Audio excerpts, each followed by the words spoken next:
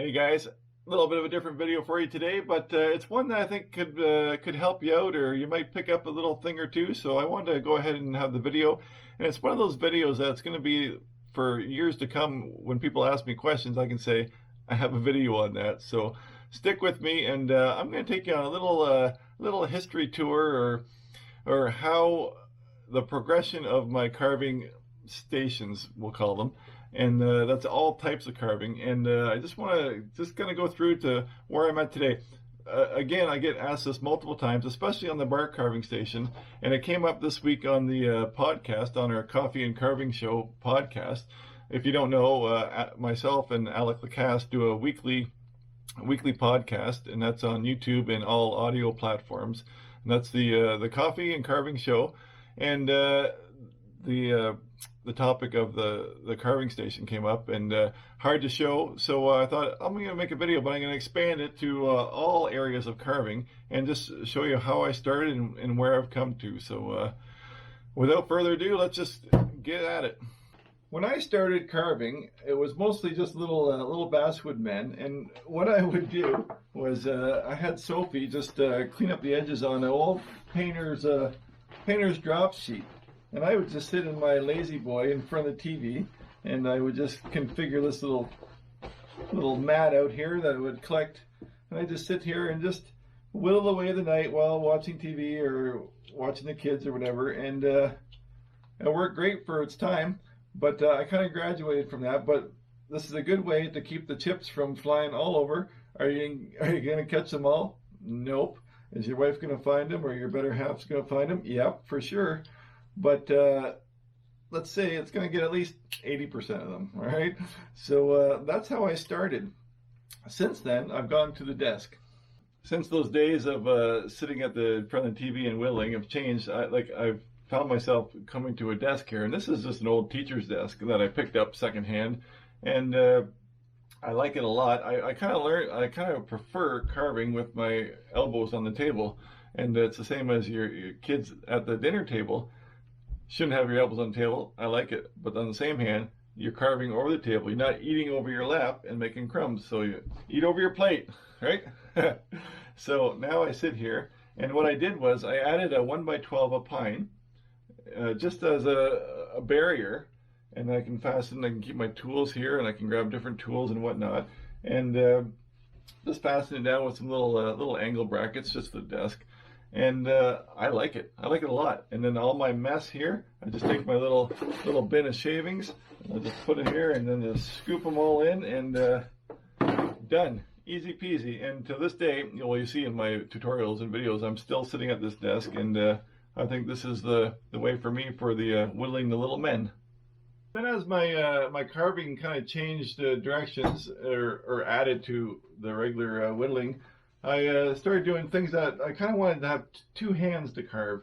And I picked up this little Veritas vise, carver's vise, and it's real simple. It just moves up and down. You can rotate it and put it wherever you want, and there's different heads, attachments you can put in and mount with a screw through here and put it in here.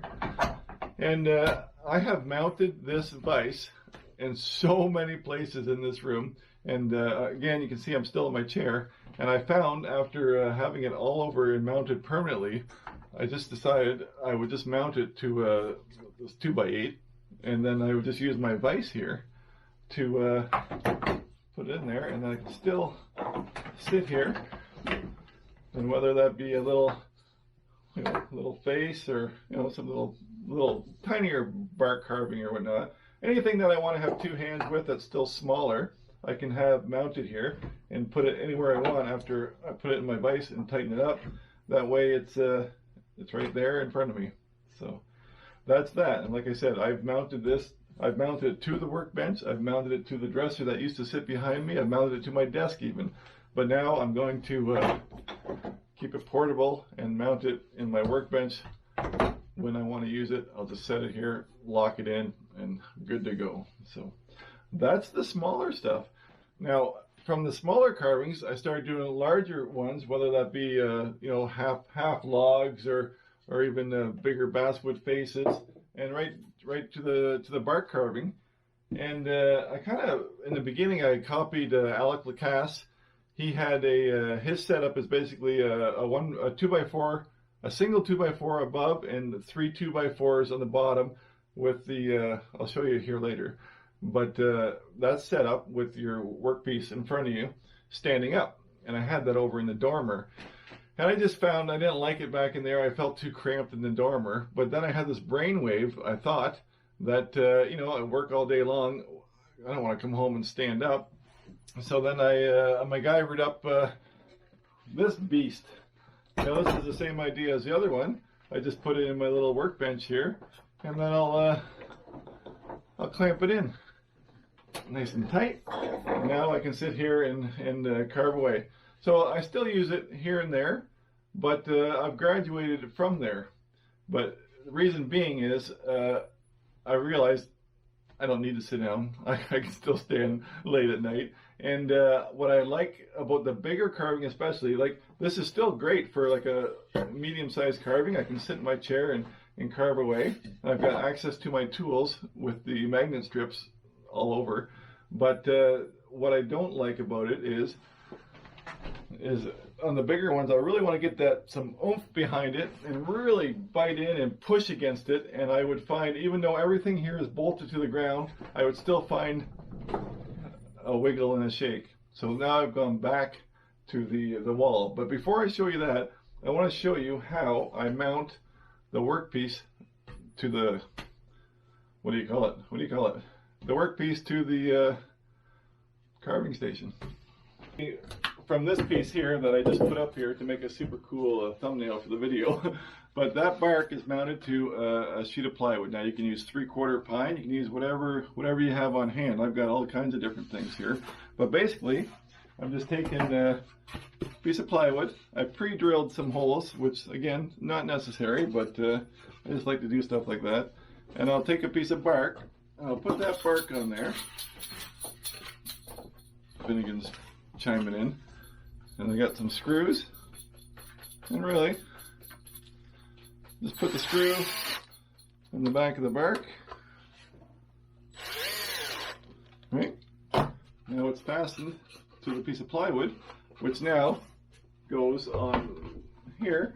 Just using these spring clamps, I'll attach it to here, and the same with the smaller one. I like 4. I've never had an issue with 4 clamps on the workpiece. Alright. That said, here is my final bark carving station. Now this station, well, I'm going to turn this light off. This light is too much. Alright. This carving station here is a little bit of overkill, but again, with the angle, this is only about a 5-degree angle. So like I said, if you have a 2x4 on the flat and 3 2x4s on the bottom, over 3 feet or so, you're going to get roughly a 5-degree angle. And I like a little bit of an angle, but not too much. But the reason being is when you put your, especially on the top, why you need that is because you need that space to get your clamp on the back side. You have to be able to clamp it. That's why you wouldn't want to go tight to the wall unless you have it extra long. All right, so that's just a spacer that gives you somewhere to get the clamp in behind the wood to hold it. And yeah, but I put this used to be my tool wall where I had all my tools laid out, so that's worked out perfectly. But now I don't know, I put magnets that I can have access, but along with the magnets, you know darn well when you're working away, rarely you're going to put the tools back. So I've got a nice little shelf that I can, you know, the tools that I'm working on are all right accessible. So there you have it. Like I said, this is the final resting place of mainly my bark carving, but also, like I said, my if I was even doing basswood, like little Santa faces and stuff, this is where I'm going to carve it on my stand-up carving station. So, like I said, just a little overview, give you some tips, tricks, ideas, hopefully. And the key point is people didn't know how I fastened the wood to the station. And again, that's the little pieces of plywood. And size is up to you. This is probably 4 feet, probably overkill. Most people only have like 32, 36 inches. But this just worked out in this case, and now I have nothing to stop me. And if I want to do driftwood, half a log even, I've got something I can mount it to. And you know what? It works for me, and I'm tickled. So, like I said, I hope that helps you out and clarifies some questions. And it's good for me just for future questions to say, there's the video. So, thanks for checking in and watching the video. And thanks to those who bought me coffee again. I always appreciate it. I know I've been off for a couple weeks again, but don't forget the podcast. That's a weekly show, and I'm having a lot of fun with it too. So the was it Coffee and Carving Show on YouTube, and the Coffee and Carving Show on all audio podcast platforms. So thanks, guys, and catch you in the next one, which will be sooner than later. See you guys.